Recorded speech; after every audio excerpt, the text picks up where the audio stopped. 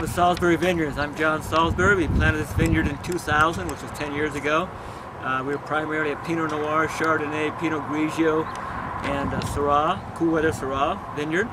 We also planted some Albarino, which is on the back behind us, and which is a Spanish white, which is only a few hundred acres in the state, and we hope to find out if that might not be a good one. We are sustainable growers. We're 95% organic. We've never used an insecticide on the ranch.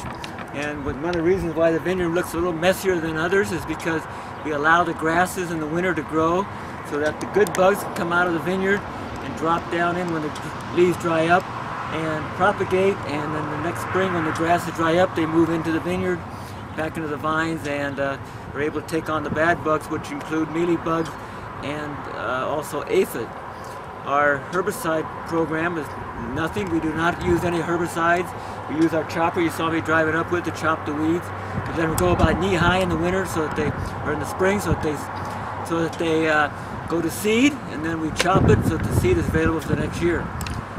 We also have, for our fungicide, use 95% by volume organic mineral oil, which is safer than what you put on a baby's butt.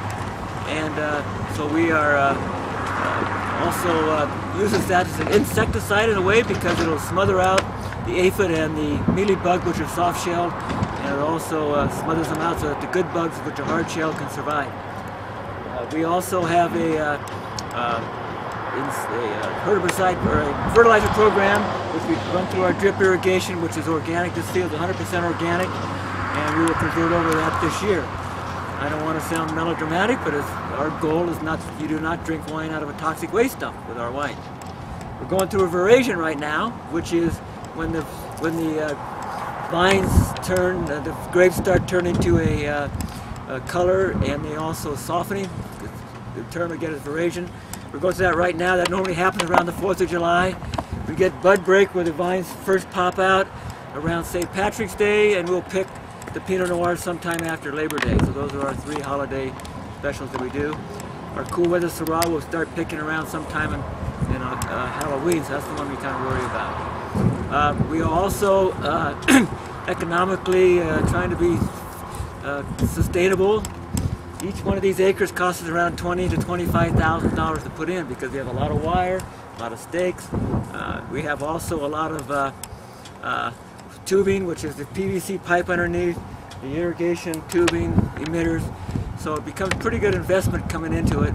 We do not see our first bottle of wine until year 4 for the whites and year 5 for the reds. And that's after a fairly light 3rd year. So our 5th year, when we pick our first full crop. So the 6 years, first year we get the whites, 7th year. So it's a long-term investment, pretty expensive, and something that we have to live with. But we are now in our 10th year, so we feel very comfortable that we're in a good position to handle anything that comes at us.